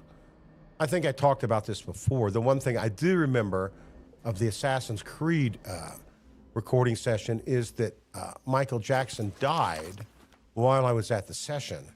And that was, obviously quite surprising. No one expected that. All right, I think, have anything I need? Dollars. For now. Follow the arrow.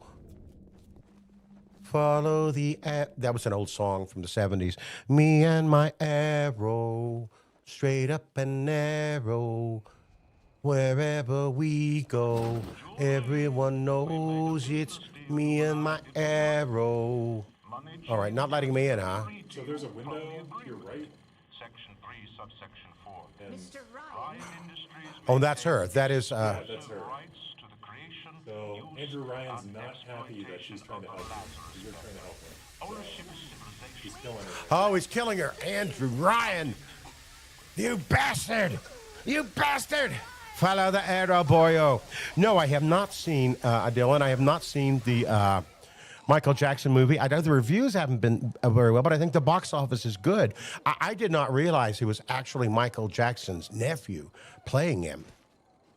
I will have to say that had you been alive during the Thriller era, There was something to see, man. Ryan goes and moves the goal line down to the other side of the field. Down to the other side of the field.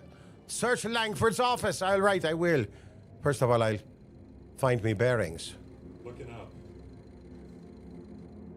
Oh, that's where I get confused. Once I start looking up, you know. So in here. Oh, I can go in here. Behind you. Behind me, eh, boyo? All right. Over here, then. Yes, yes. Ah, what do we have in here? Oh, chemical thrower. I don't know what the chemical thrower will do, Flamethrower. but I am totally behind that. What's this? Anything usable?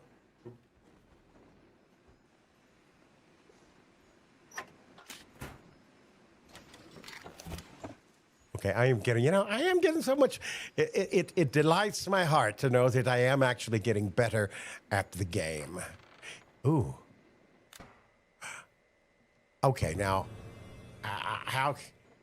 All right. So I mean, how can I even do this, if man? you look behind you, if you exit out, I cancel. Okay. Look behind you. You see, there's numbers on the. Oh. As she was telling you the safe code. So look at those. It's a 9467, I think. 9457. 9467. Clip that. 67. All right. So 9457. Oh, something else. 945 new diary hold. Hold it. Hold it. Anything up here? Nope, not yet. You can listen to that diary if you. Now I am interested in going to another level. Napalm. It's going to be what? This is one of the longer ones. But now you can go back to that scene. Telekinesis, Winter Blast, Incinerate. Oh, I see. The napalm is a gun. Yes. Oh, ooh, I like that. All right, there's the safe. 9457. Yes.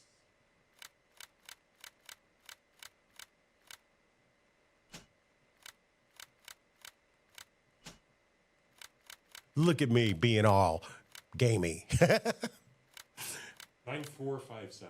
9457.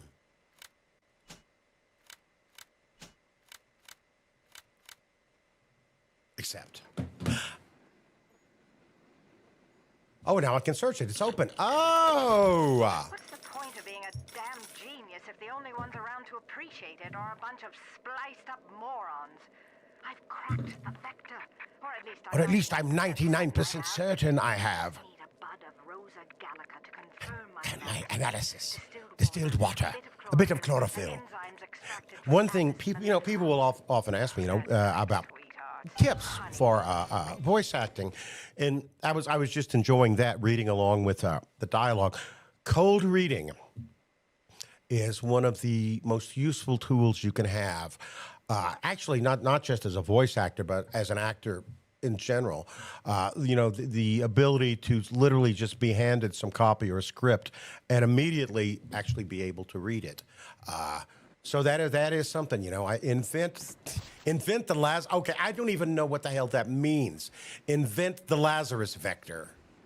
So all this green fog that's going on. Yeah. The goal of the story right now is to invent a cure for the green fog. Oh. That's what the Lazarus vector is. And it's not killing me. Why does it not kill me, or it's not poisonous to me? I guess the room had really bad ventilation. I guess. But the poison is killing. This is the place where all of the plants and trees are in Rapture, basically. So the green fog is killing those. And they need that, obviously, Yeah, you need that for oxygen, Yeah. But can you press the big button to open the map, and then go over one category? I think it's R1. R1. R1. Yeah. So select one of those three things. Any of them. Did you press X on it? Uh-huh. Okay, good. So now, if you move around a little bit more, the arrow should be. I want my arrow. Let me just make sure. All right. you did it. And now we'll just now. I'm telekinetically playing the game while I'm talking to you. I'm playing even as I'm looking at the chat. And all right, what point did I have? I'm curious. 3 tries. Did I have a point? I actually had a point at some point. Well, that's cool.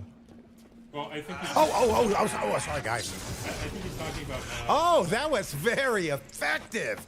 Holy moly. That was effective, man. Okay. Loving the napalm. All right. I am loving the napalm. Foolish mortals. I will incinerate you and your blood will run extra thick. He's also wondering why you didn't get killed by the Green Death. So that's, Yeah, I was wondering why. You would think I would, but I guess, I am immortal. Still no arrow. yeah, I think you just got something like I just got to get out of here. Oh.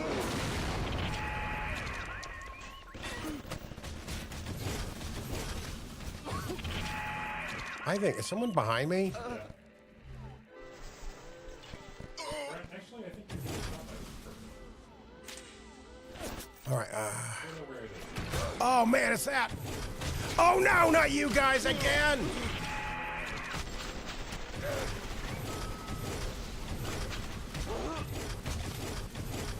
God, I hate these things so much. Yeah, it's real. All right. Oh, and I'm out of first aid. Oh, I am screwed. All right. You know what? Run away. Run away. Run away. Thank you, Anonymous. I'm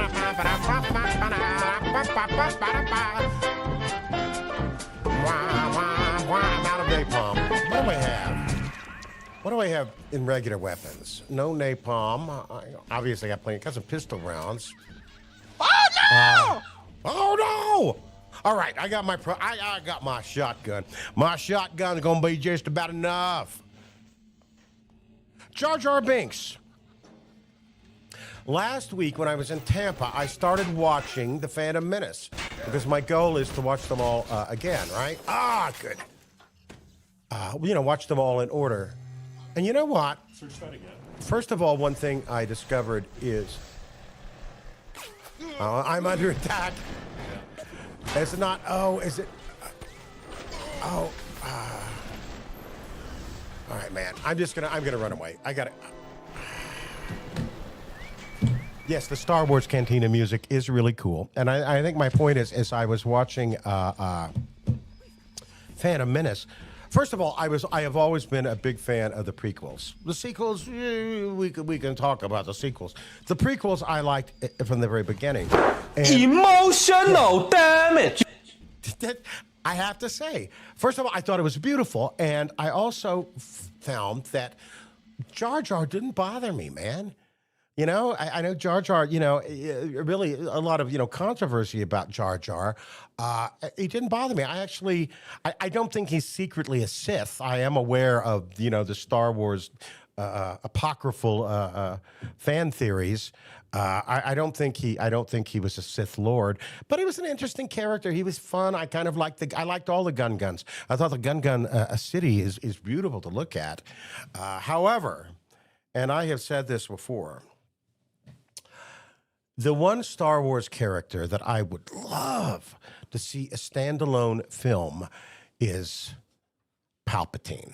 And I feel like that makes me a terrible person because it's like, I liked it, but I do. I mean, the villains are always cool. And man, was there a better villain than Palpatine? Much better than that Snoke. What was up with that? It could be a great Yeah. thriller. Yeah, to learn, I'd like to sort of know how he gets to be Palpatine, because in Phantom Menace he's great because he's such a politician, what is it he says? We shall watch your career with great interest. That's just so Palpatine, I love this, and again, that's one of the things I'm not allowed to talk about at my table because otherwise I go on it for hours and I talk a lot anyway. Can't talk about Star Wars, musicals, or theme parks. Too bad you're not streaming next week. Oh, hey, yeah. Now that was fun. A Houdini splicer. Yeah. Trying to escape from death. Do I need... I could probably use some... You have a lot of money right Yeah, I could use some first aid kits. I could use a couple of first aid kits. Take some pistol rounds, plus shot, coffee I don't need. You know what? What do you think? Pistol rounds or first aid, or just keep the 70? I mean, you get money really easy because you're always killing the big daddies. All right, I'll take another first aid kit. All right, back in the saddle again. Come back when you get All right. some money, buddy. Come back and get some money, buddy. Yeah, that's the one thing that always sticks with people who play this game. The sounds the vending machine makes. Come back and get some money, honey. That's something, guys. Again, people ask me about voiceover tips. That's something also. You know, when you hear an interesting voice, try to duplicate it. That's, that's what I do. Hello, it is I, Aku. It is good to speak with you. The Cobra Commanders. The Cobra Commander Studio Stu. I love you guys' names. I think Going the wrong way. I generally go by. I'm going the wrong way. I'm going the wrong way. If you want to, you can press the map button and you can figure out where to go that way. Story of my life.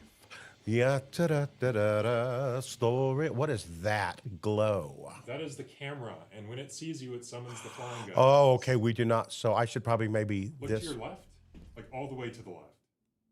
That's the right, but that works. All right. Melissa will know this. Man, working on the stage screwed up my sense of direction forever. To this day, I have a problem with left and right because I have stage right and stage left, which totally screws everything up. Oh, all right. Bottle the Moon, you got Shrek the Musical. Fun fact, my wife, Melissa, also did screen credits, was sort of the family business. She did the credits for both the original Shrek film and for Shrek the Musical. Melissa is even thanked in Shrek the Musical at the end for her help. And indeed, if you go back to, and this is because Melissa and I both worked for DreamWorks as screen credit managers. Melissa was literally, she founded the department, and it was just like the credits diva there. But if you watch, not Kung Fu Panda, Puss in Boots 2, you will find both Melissa and I thanked in the special thanks section, because this was after I retired from DreamWorks. And it was also, I give the studios a bad time, but actually Marvel was very kind to me. DreamWorks was very kind to me. And it's kind of cool that they actually did thank us. And DreamWorks, I've talked about this before. I don't know if it's still, I don't know what happened post-COVID, because I had already moved to Albuquerque by that point. And though I was still working for DreamWorks, I was working remotely. I was given permission to work remotely, and then 2 weeks later, the whole world was working remotely. But I digress.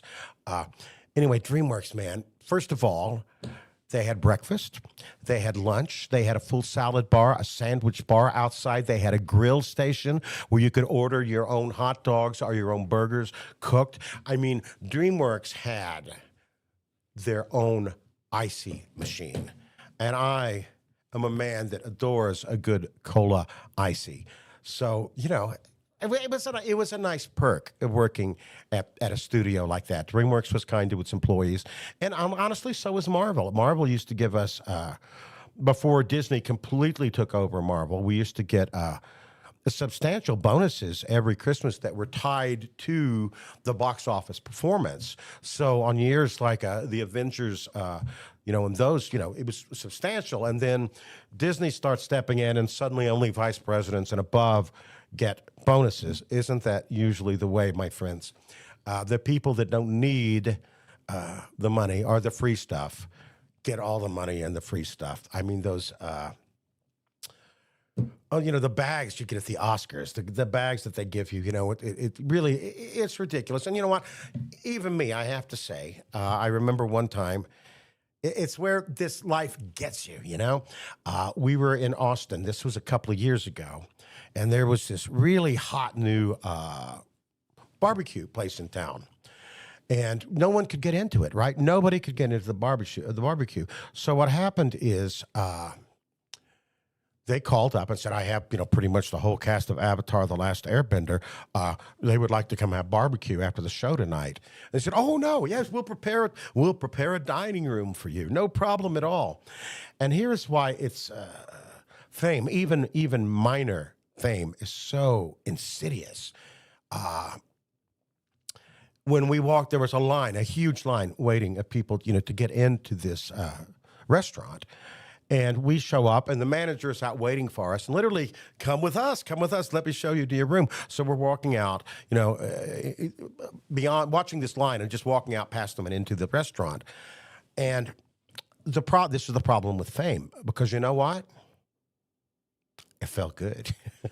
That's the problem. It feels good. And thank God I am a voice actor. Thank God people will occasionally identify me from my tattoos. They'll say, "What's up with your tattoo?" And I can talk. But it is the beauty of being a voice actor is I can go to the 7-Eleven, I can go anywhere I want, and I don't have to deal with being noticed. And I think for people like, especially when you think about Taylor Swift, for example, certainly Michael Jackson, the Beatles, and people that reach that famous level. I know it's great. It's great to have enough money and private jets. I'm sure that's fantastic. And I can't believe I'm saying this. As cool as private jets would be, and I've never flown in a private jet, and that's definitely a bucket list sort of thing for me. As cool as a private jet might be, I think ultimately I would miss the airport experience. I actually, in a weird way, my relationship with travel is, I don't like it. I'm old, but I also like airports. I like sort of this Wild West frontier. Hello, my friend, Eleventure. I like, I don't know. I'll be honest. I like it for the day drinking. Let's just be honest, Greg. I like it for the day drinking. You keep telling me that I know. You're sad that you have to give all that up to do your scripts. I know. Well, no, I did, because I'm working on the show and I'm on the road now. And generally, when I'm on the road, I will leave Thursday because I like to get there beforehand. The show's on Friday and Saturday. Sunday, I will try to get back to Albuquerque Sunday night, but I can't always do that. So sometimes it's Monday. So sometimes I'm gone from Thursday through Monday. It took me a while to get used to. I had not done a lot of travel literally since the last 5 years. I think it was only fairly recently, just before COVID, I was doing my first show at Ontario, California, and I lived in Burbank, and I said, you know what, it's kind of a pain in the ass to drive from Burbank to Ontario. If you know LA, you know it is. How about I just stay in the hotel that night, Melissa, over? And the cool thing is, because at that point, I had never stayed in a hotel room by myself without Melissa. This was fairly recently, probably 2018 or something. So when I started going out every single weekend, it was hard for me to sort of get used to being away from Melissa, waking up in an empty hotel room. I think I've adapted to it. It's still not my favorite thing. I would rather be old, but I embrace the hotel room as long as they have a good HDMI port that I can plug my Roku into. That is... from somebody that travels a lot, that is how I define a good hotel. Is it easy to plug your Roku in? Because I got to tell you, until I started taking the Roku with me, it was like, oh my God, is Friends on 24 hours a day on every single network? I mean, in some ways it was good because my kids were little when Friends was on, so I never watched the show. It is a very good show, but oh my God, I got sick of watching Friends. I like being able to watch, YouTube and the shows that I like. But I don't mind travel, and I do like the day drinking aspect of the airports. I like the fact that it's the only place in the world where 6 o'clock in the morning you can order a Bloody Mary and nobody's going to judge you and look at you. But since I have started this show, this was the first time I did this. Usually when I'm flying, especially when I'm flying out, okay, someone's going to pick me up at the other end, so I don't have to worry about driving once I get there. So I will, sometimes, to be perfectly honest, I'll get shit-faced on this, I'll still be able to speak, but I will just, woohoo, when I've got a long connection, I'll hang out in the lounge or a bar, and, I'll just basically day drink all day. And I actually like that. But because I'm doing this show, and this show requires some thought and some planning and some scripting, and I realized, well, if I'm gone every weekend, again, from Thursday through Sunday generally, or Thursday through Monday, I'm going to have to use my time more wisely. And when I'm in the hotel room, I can't just watch my Roku. And when I'm in the air, I actually need to be working on the script. So this last week, Tampa, I felt like such an adult. I was the first time instead of the guy going with my sunglasses on, and I'll have another Bloody Mary, I'm sleeping and listening to my music. I'm the guy with my laptop going, do-do-do-do-do. It's like, oh my God. I think I'm finally become, all right, 65 years old. I have finally become an adult. and this is, my friends, my nieces and nephews. Here is wisdom for you before we break. Adulting, no matter how old you are, is never easy. And on that note, I'll catch you guys on the flip side. Woohoo!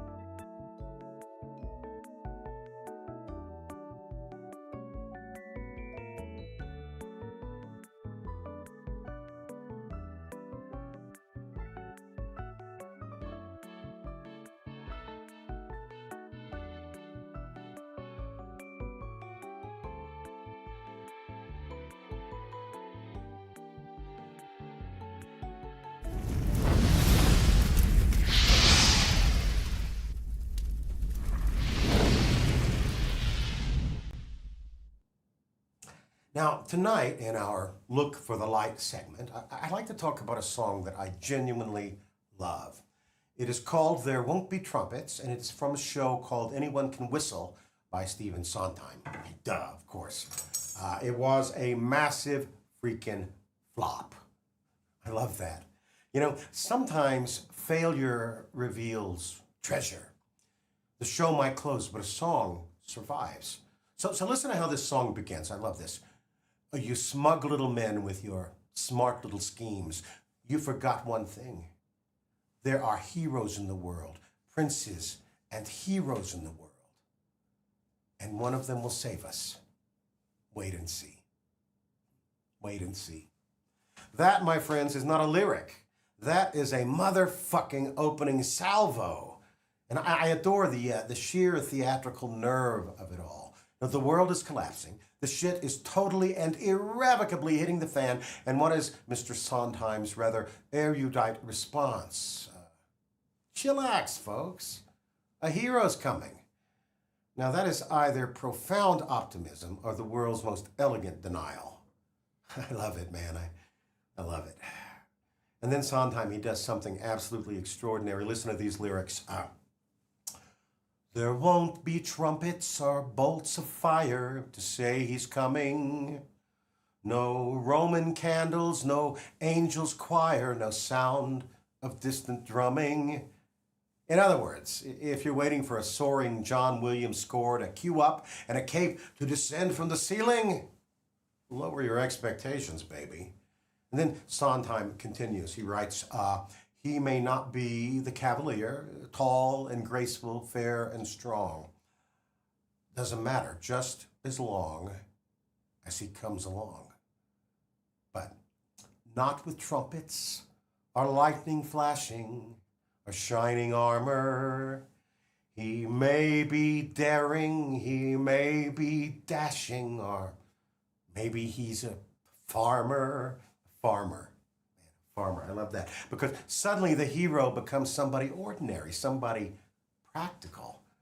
A teacher, a spouse, a friend, a nurse, a neighbor. And then the song goes on to gently remind us that heroes do not typically arrive until the nick of time. Of course not, right? Heroes are dramatic. They are chronically late. What would happen to the thrilling third act if Batman showed up early, right? Beneath Sondheim's usual elegant wordplay, there is something deeply hopeful. Don't give up early. Don't quit too soon. The play isn't over by a long shot yet. Help might be delayed, but delayed is not defeated. And then the song takes a remarkable final turn. Last three words in the song, who needs trumpets? Exactly. Who needs fanfare when kindness arrives? Who needs applause when grace shows up? And that's our light tonight, my friends. Heroes, real heroes, walk among us. And maybe it took a big, beautiful Broadway flop and a song with more wisdom than most governments to remind us of those three simple little words. Wait and see.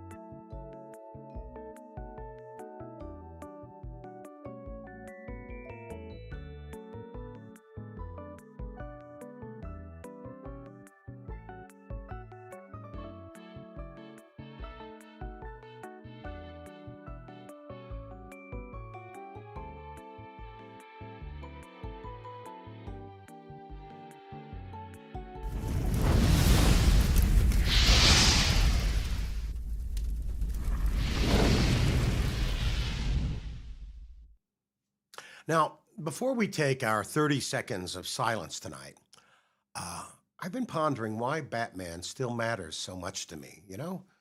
Now, Superman was never really my guy. I admired Superman, but Superman always felt too godlike, too perfect, too far above this human mess.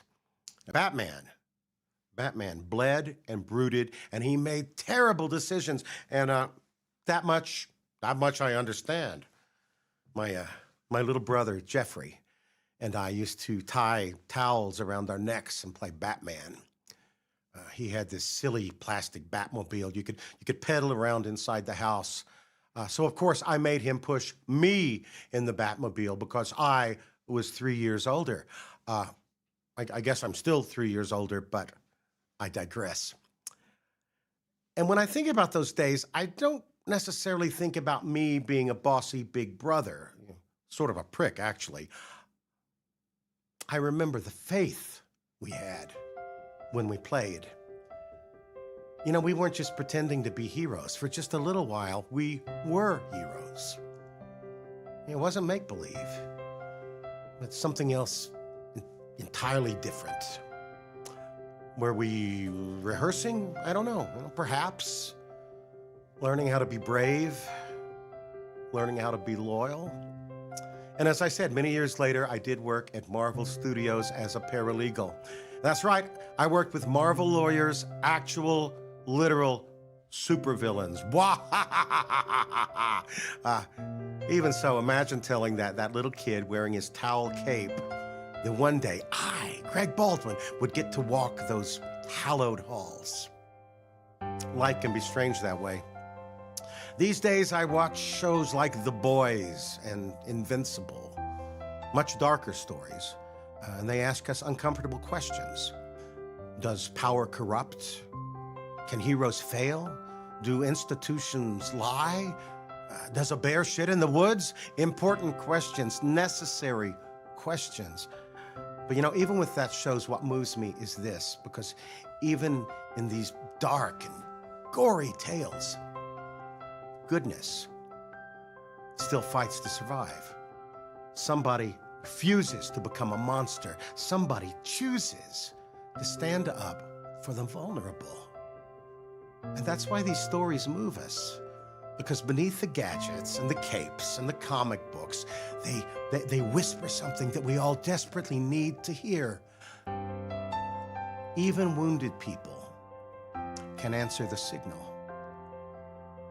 Even frightened people can be brave. I think of Jeffrey pushing me in that ridiculous Batmobile. I think of Adam West.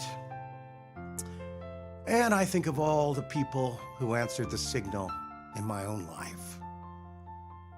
The ones who protected me. The ones who forgave me. The ones who stayed.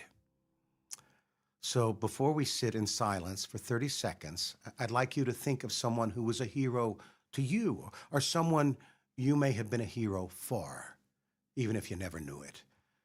And ask yourself quietly, when the signal comes, how will you answer it? Let's sit with that together. 30 seconds of silence. Let's go.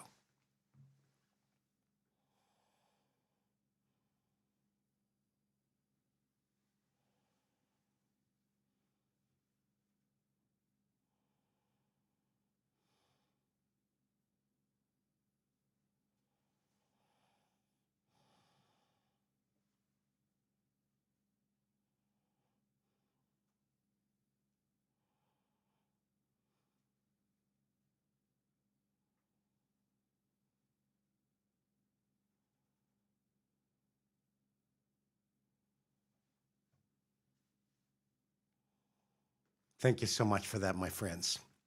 I don't know what you were thinking about in the silence, but I do know what I was thinking. I was thinking that maybe this weary world of ours survives not because it has perfect heroes, but because ordinary people keep answering the signal. Quietly, imperfectly, repeatedly. And that gives me hope. And hope is something you give yourself. Also, if during the silence anyone received a telepathic message from Batman, please contact me after the show. We may have a franchise opportunity. But truly, if tonight stirred some small courage in you to show up for somebody else, well, then I say our little bat signal did its job. I do leave you tonight with this query, my friends. What do you need to truly be a superhero? Superhuman strength, a pure heart, a courageous spirit? Well, when I was a kid, I needed one thing. What I needed to really be a hero was an official James Bond 007 briefcase. Ah, man, this was such a cool toy. It's my favorite toy of all time. It had these hidden compartments, you know? It had secret documents and a decoder and something that suggested that my ordinary little life might at any moment become an adventure. And maybe that's what heroes really are to us, you know? A proof that outwardly ordinary people just might live an extraordinary secret life. Proof that courage might be tucked inside a bat cave, or an aging man singing into a webcam, or an official James Bond 007 briefcase, or if you are really lucky, a Red Ryder carbine action BB gun. Let's sing our way out.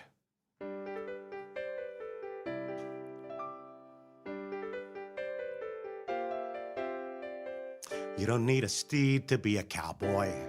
No. You're not a hero just by galloping off in the sun. What you really need to be a cowboy, fearless, keeping bandits trembling on the run, is a Red Ryder carbine action BB gun.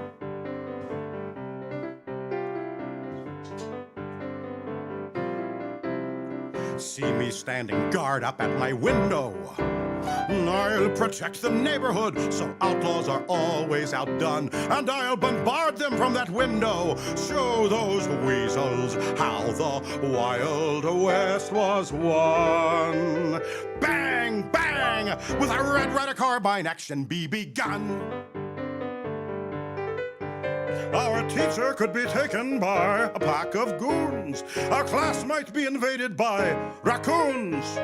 I'd change and hurry down the hall as tigers tried to eat them all, but they would be okay. I'd swoop in and save the day, and the girls will sigh and say, "Oh, Ralphie, When you're big and brave like me, no bully can ever make fun. My mother's crying, Cowboy Ralphie, while my old man's yelling, that boy, he's my son. With a Red Ryder carbine action BB gun. But it's almost nearly getting close, counting down, the clock is set. Don't know how, don't know who, but I just know I've got to get a Red Ryder carbine. Stocked with a compass, Red Ryder carbine action BB gun.